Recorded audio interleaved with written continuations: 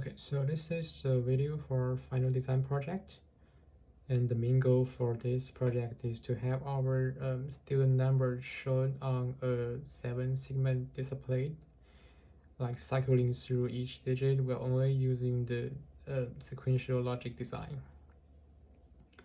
So to start with, we need to analyze our student numbers, and from there I thought it would be quite easier for me because with only the small numbers and all it begins with 0, all I need is Q1, Q2, Q3, three things to represent all the numbers. But then turns out with those 0 repeats like 5 times, I have to use one more C, like C3, so that to represent all the states. Like this is the 0 that's gonna the next step is gonna be a 0 again, and this is the 0 that the next step is 6.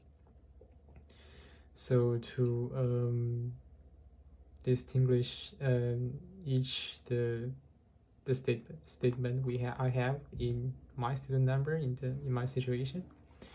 So with the truth table, we get the K-map in general, with the numbers represent the position of in the truth map. Then we have to choose either use the sum of the product or the product of the sum. With the summary, we can see that it's actually the product of the sum works better in this situation because the equations like in are all like smaller, shorter, and more easier to like simplify ways with the NAND gates. And here we have this extremely long equations with lots of things in it. Definitely not what we want, and it also would increase the gate that's gonna need to build the circuit.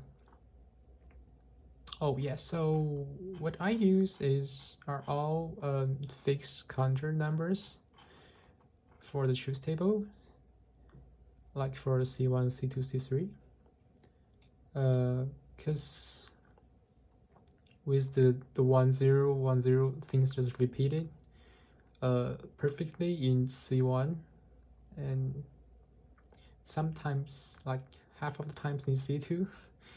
This just makes this part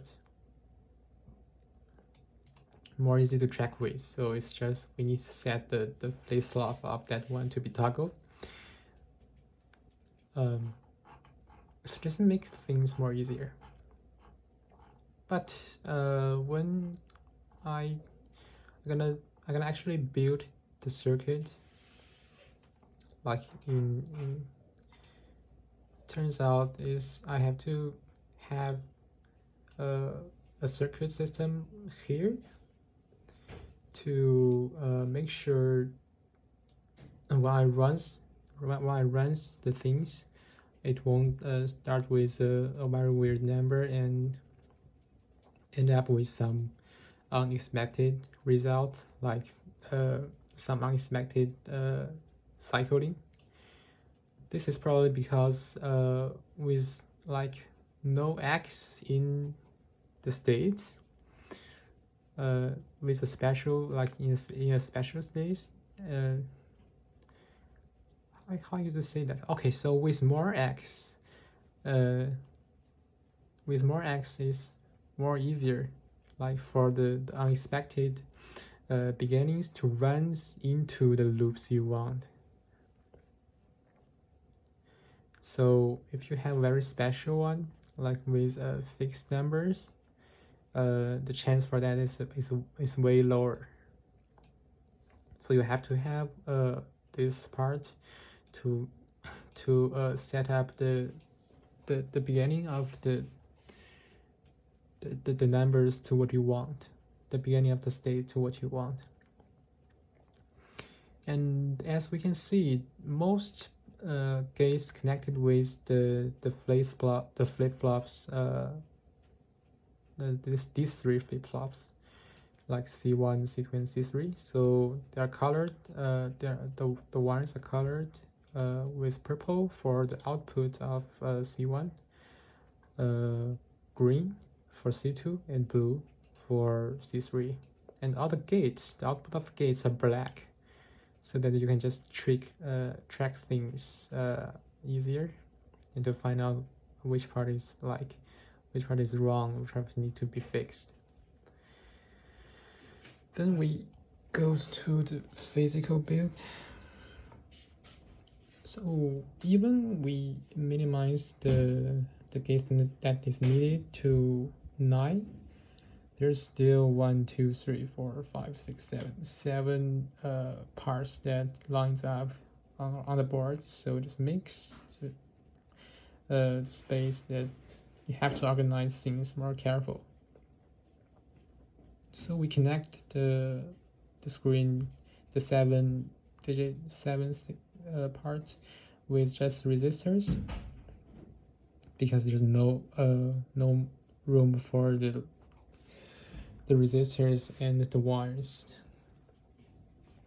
And yeah, even in the physical build, we still need to have the setting part.